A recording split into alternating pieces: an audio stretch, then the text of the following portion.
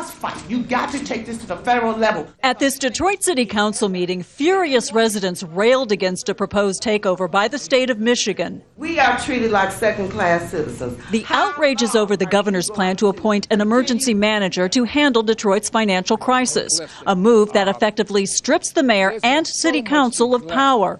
The state made the decision after Detroit failed to come up with an adequate plan to solve a nearly $330 million deficit. The current system has not been working. We have not stopped the decline. The governor's decision is also spilling onto the streets of Detroit. The city getting the emergency manager is nothing but a plantation owner. Emergency managers have taken over other Michigan cities in recent years with mixed results.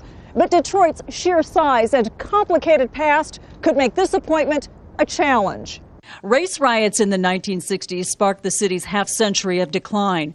That was followed by white flight to the suburbs, the downturn in the U.S. auto industry, and political corruption.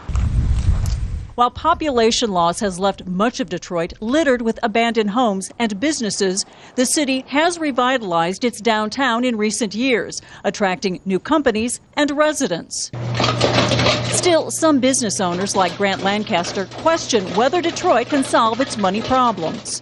I think the city needs to move forward, and it's been hard for them to do it with what we have, with the mayor and the 9 council members that we have.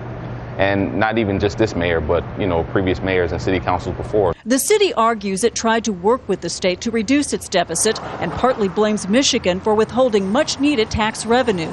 Veteran council member Kwame Kenyatta thinks the state's action is a violation of the city's rights and those of its citizens. When you elect individuals who cannot solve the problem, you recall them or you elect new individuals who can solve the problem. Detroit may still appeal the governor's decision, but it could be in for a very tough fight.